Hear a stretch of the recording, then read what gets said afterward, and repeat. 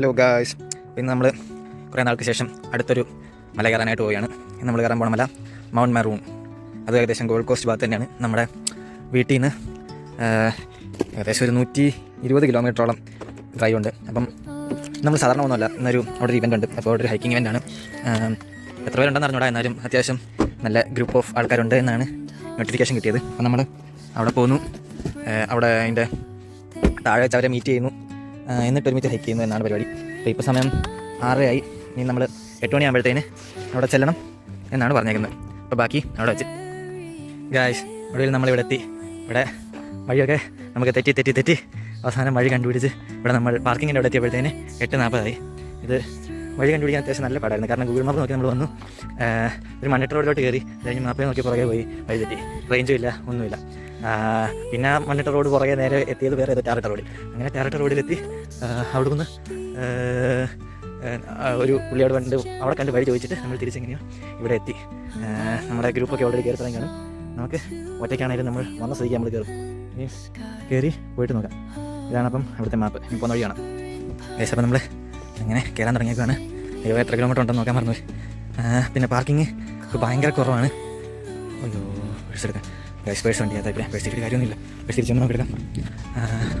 അപ്പോൾ ഇനി നമ്മൾ ബാക്കി വരുന്നിടത്ത് വെച്ച് നമ്മുടെ ഗ്രൂപ്പിന് എവിടെയും വെച്ച് കണ്ടുപിടിക്കാൻ പറ്റുമെന്ന് നോക്കാം. നമ്മുടെ ഗ്രൂപ്പിലൊരു മെസ്സേജ് ഇട്ടുണ്ടായിരുന്നു, ഇവൻറ്റിൻ്റെ അവിടെ ഒരു മെസ്സേജ് ഇട്ടുണ്ടായിരുന്നു, ഞാൻ വഴി തെറ്റിയെന്ന് പറഞ്ഞ്.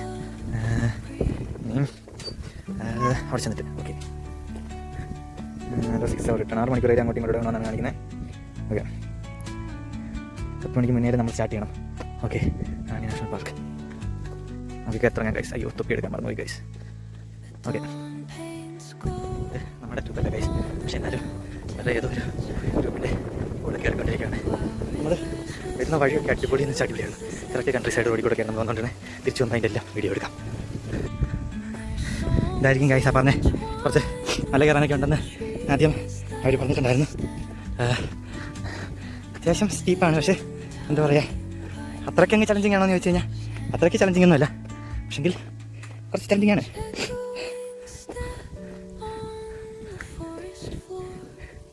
നമ്മൾ ഓൾറെഡി ഒരു 3/4 മണിക്കൂറോളം പുറകിലായതുകൊണ്ട് നമുക്ക് എവിടെയും റെസ്റ്റ് എടുക്കാൻ സമയമില്ല.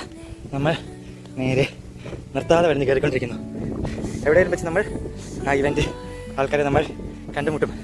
നമ്മുടെ പ്രസ്റ്റീജ് ഇഷ്യൂ ആയതുകൊണ്ട് നമ്മൾ നോൺ സ്റ്റോപ്പ് ഹൈക്കിങ്.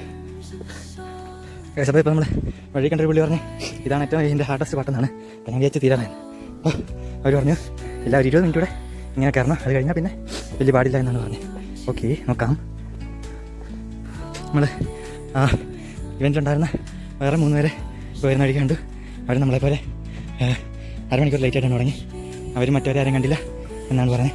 അപ്പോൾ ഇത് തന്നെയാണോ ട്രെയിൽ എന്നും സംശയമുണ്ട് എന്നവർ പറഞ്ഞു. കാരണം തിരിച്ചിറങ്ങി വന്ന ആൾക്കാരോട് വേറെ ആരെങ്കിലും കണ്ടോ എന്ന് ചോദിച്ചപ്പോൾ ആരും കണ്ടില്ല എന്നവർ പറഞ്ഞത്.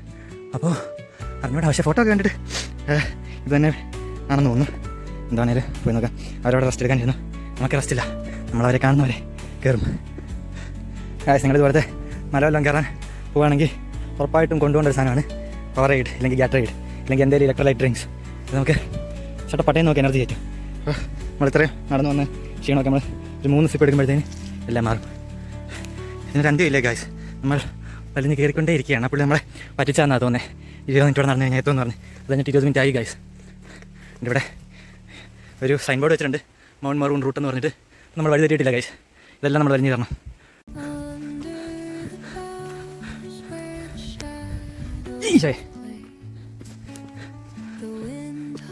ഗായ്സ്, നമ്മൾ ഇവിടെ ഇത്രയും ഭാഗത്തൊന്ന് കയറി ഇതൊന്ന് വലിഞ്ഞ് കയറി താഴോട്ട് നോക്കുമ്പോൾ കിട്ടുന്ന വ്യൂ എന്ന് പറഞ്ഞാൽ ഗായ്സ് അടിപൊളി. ഇങ്ങനത്തെ വ്യൂ ഒക്കെ കാണുമ്പോഴാണ് നമുക്ക് വീണ്ടും ഇതല്ല ഇതിൻ്റെ അപ്പുറം വലിഞ്ഞ് കയറാൻ തോന്നുന്നത്. അപ്പോൾ നമ്മൾ മുന്നോട്ട്. മൊത്തം നല്ല വെയിലുണ്ടായിരുന്നു. ഇടയ്ക്കിടയ്ക്ക് നമുക്ക് അത്യാവശ്യം വെയിലുള്ളൂ, എന്നാലും ഇടയ്ക്കിടയ്ക്ക് ഇതുപോലെ തണലൊക്കെ ഉള്ളതുകൊണ്ട് നമുക്കങ്ങനെ പൊള്ളത്തൊന്നുമില്ല, പക്ഷേ നല്ലോണം വിയർക്കും.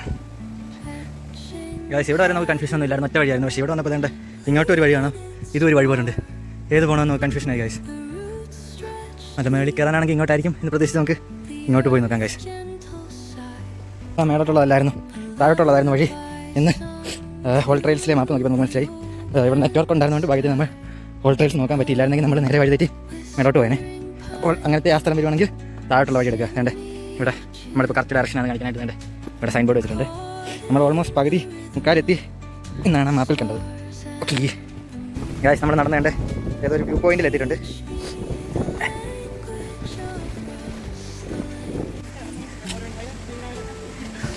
ഗായ്സ്, നമ്മുടെ മണ്ടയ്ക്ക് എത്താറായി എന്ന് തോന്നുന്നു. അതുകൊണ്ട് അത്യാവശ്യം നല്ല രീതിയിലുള്ള ബോൾഡറിങ് ഉണ്ട്. ഒരു കൈ ഫോൺ പിടിച്ചുകൊണ്ട് ഇവിടെ കയറാൻ പറ്റാത്തതുകൊണ്ട് ഒന്നും എടുക്കാൻ പറ്റില്ല. പക്ഷേ മണ്ടക്കോട്ട് മൊത്തം അങ്ങനെ തന്നെയാണെന്ന് തോന്നുന്നു. ഗായ്സ്, അത്യാവശ്യം ചലഞ്ചിങ് ആയിട്ടുള്ളൊരു റോക്ക് ക്ലൈമ്പിങ് സെഷനായിരുന്നു. ഇതുവരെ കയറിയതിലവിടെയായിരുന്നു ഇച്ചിരി പാടായിട്ടുള്ളത്. എന്നാലും അത്രയ്ക്ക് പാടുണ്ടോയെന്ന് വെച്ച് കഴിഞ്ഞാൽ അത്രയ്ക്ക് പാടൊന്നുമില്ല, നമുക്ക് കയറി പോരാൻ പറ്റുന്ന കേട്ടോ. എന്നാലും ഇച്ചിരി പാടായിരുന്നു. മണ്ടക്കോട്ട് എത്തും തോറും നല്ല അടിപൊളി കാറ്റായി തുടങ്ങിയിട്ടുണ്ട്. ഇനി എത്ര ദൂരം ഉണ്ടോ? പോകാം പോയിക്കൊണ്ടേയിരിക്കാം.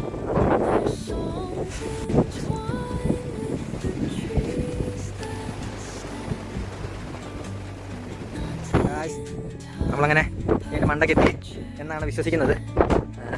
ചുറ്റും നോക്കിയിട്ട് കാണാൻ പറ്റുന്ന ഏറ്റവും ഹയസ്റ്റ് പോയിന്റാണിത്. എൻ്റെ ഇവിടെ എത്രത്തോളം കാറ്റുണ്ടെന്ന് നിങ്ങൾക്ക് മനസ്സിലാക്കാൻ പറ്റില്ല.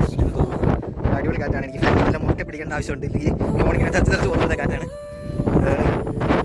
ഒന്നുകിൽ നമ്മൾ വേറൊരു ഹൈക്കാണ് ചെയ്യുന്നത്, അല്ലെങ്കിൽ ബാക്കി എല്ലാവരും മറ്റേ ഇവൻറ്റ് നമ്മൾ വേറെ പറ്റിയിട്ടില്ല. എന്താണെങ്കിലും അവർ വന്ന് തിരിച്ചു പോകാൻ വേണ്ടിയിട്ടാണ് ഈ സമയം കൊണ്ട് വന്നിട്ട് തിരിച്ചു പോകാൻ പറ്റില്ല. അപ്പോൾ കാറ്റടിച്ച് കൊണ്ടുപോയി കഴിച്ചു. ഇതൊന്നും അവർ വേറെ ഏതോ ട്രെയിലാണ് അവർ ചെയ്തേക്കുന്നത്.